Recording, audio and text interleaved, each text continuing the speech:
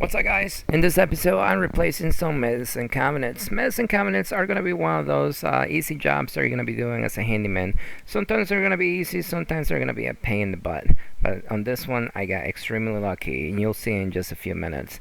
But anyways, most of them are going to be about the same. The first thing you need to do is take the screws out on the inside. There's always going to be some screws holding the medicine cabinet on the inside, and then most times people put caulking all the way around it too, so that's gonna hold it in place.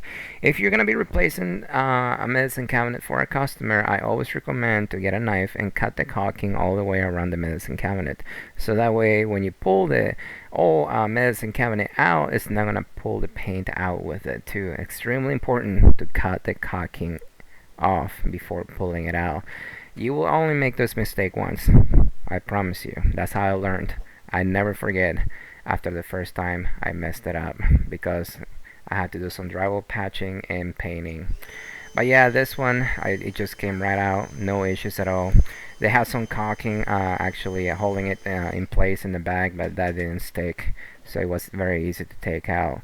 Now on this one, I got extremely lucky because it fit right in.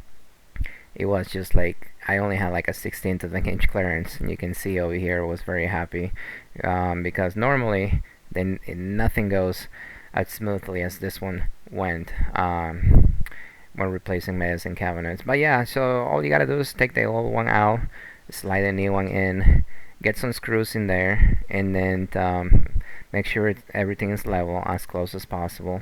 And to be honest, like I said, all you need is just 4 screws on the inside, and that's all you need to hold it in place.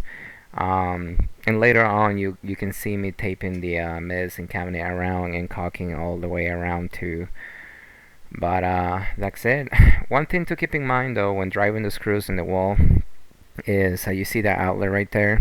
Well, there's an electric wire coming down the wall, so if your screws are too long, you may hit that wire. So just be careful when driving screws in the wall. Make sure that they're not too long or that is clear, and then they're not going to be any wires in there or water pipes.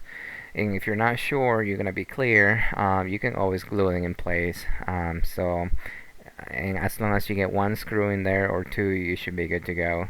So just keep that in mind. Gluing them in place is also a good choice, especially if you're not sure the wall in there is clear. And normally, if you have to do some minor drywall repair, for me, in my experience, the hole is usually smaller than it needs to be. So all I have to do is just remove some of the drywall out and then make them fit in place. So I don't think I ever had one that I had to actually make the hole smaller to fit the medicine cabinet in place.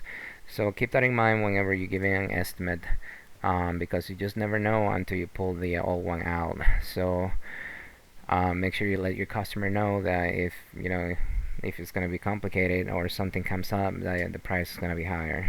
So if you want to find out how much I'm charging for this job, stick to the end and I'll let you know how much I'm charging. So yep, so let's get to it.